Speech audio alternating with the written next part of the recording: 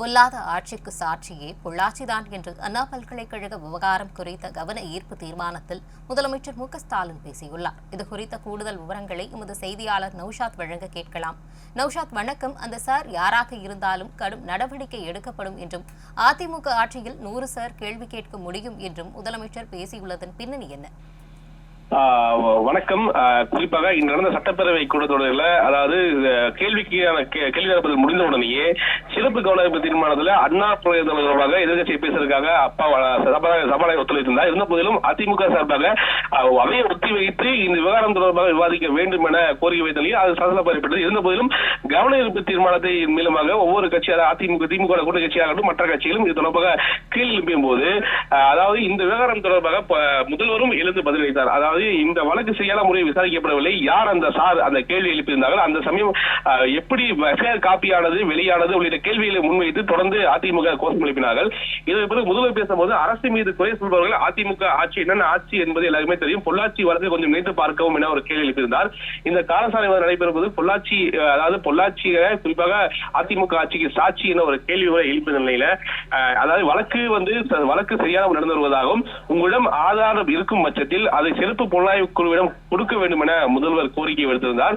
இதெல்லாம் முதல்வர் தெரிவிக்கும் போது தொடர்ந்து தேவையில்லாத சம்பவத்தை தேவையான பிரச்சனை உருவாக்குவதற்காக அதிமுக தொடர்ந்து கூச்சட்டு வருவதாகவும், தங்கள் ஆட்சி பற்றி தெரியாத உங்கள் ஆட்சியில் 100 சாரை பற்றி நான் சொல்ல தயாராக இருக்கிறேன் என்ற கருத்தை கூட முதல்வர் தெரிவித்தது பேரை சபை பரபரப்பாக பேசப்படுது. அதற்கு எதிர்ப்பு தெரிவித்து அதிமுக கோஷத்தை எழுப்பி வெளியனுப்பில் ஈடுபட்டனர். வெளியனுப்பில் ஈடுபடும் போது அதிமுக தரப்பில் தெரிவிக்கும் போது, அதாவது பொள்ளாச்சி வழக்கை பொறுத்த வரைக்கும் நடவடிக்கை சரியாக எடுக்கப்படவில்லை, அதாவது அண்ணா பல்கலைக்கழகத்தில் பாதுகாப்பு கேள்விக்குறியாகிவிட்டதா, கைது செய்த நேரத்தில் எப்படி எஃப்ஐஆர் காப்பி வெளியானது உள்ளிட்ட கேள்விகளை முன்வைத்திருந்தனர். இருந்தபோது முதல்வர் தரப்பில் தெரிவிக்கும் போது டெக்னிக்கல் எரர் என தெரிவிக்கிறார்கள். அரசு கோப்புகளை இதே போல வெளியிட்டு டெக்னிக்கல் எரர் என தெரிவித்தால் ஒத்துக்கொள்வார்களா ஒரு கேள்வியானது அதிமுக தரப்பிலும் கேள்வி எழுப்பியிருந்தார்கள். இருந்த போதிலும் இந்த பரப்புகளை தான் அதிமுக வெளியனுப்பி இருந்திருந்தார்கள். இந்த முதல்வர் தரப்பில் தெரிவிக்கும் போது 100% நடவடிக்கை எடுத்திருப்பதாகவும், அவர் திமுகவினர் அந்த கைது செய்யப்பட்ட யானசேகரன் என்பவர் திமுகவை சேர்ந்தவர் இல்ல என்பதை தெரிவித்திருக்கிறார். மேலும் திமுக அமைச்சர்களும் மற்றும் பல்வேறு புகைப்படம் எடுத்துக் கொண்டு அவர் திமுகவை சேர்ந்தவர் ஆகிவிடுவாரா ஒரு கேள்வியாக முன்வைத்திருந்தார். இருந்த போதிலும் பொள்ளாச்சியே சாட்சி அதிமுக ஆட்சிக்கு என ஒரு கேள்வியும் எழுப்பிய நிலையில், உங்கள் ஆட்சியில் 100 சாரை நான் காண்பிக்க முடியும் என ஒரு பதிலையும் முதல்வர் தெரிவித்தது மிக முக்கிய ஒன்றாக பார்க்கப்படுகிறது. நௌஷாத், திமுகவினர் நடத்திய போராட்டத்தில் பங்கேற்றவர்கள் மீது வழக்கு பதிவு செய்யப்பட்டுள்ளதாக முதலமைச்சர் கூறியது குறித்த தகவல்களை பதிவு செய்யுங்கள்.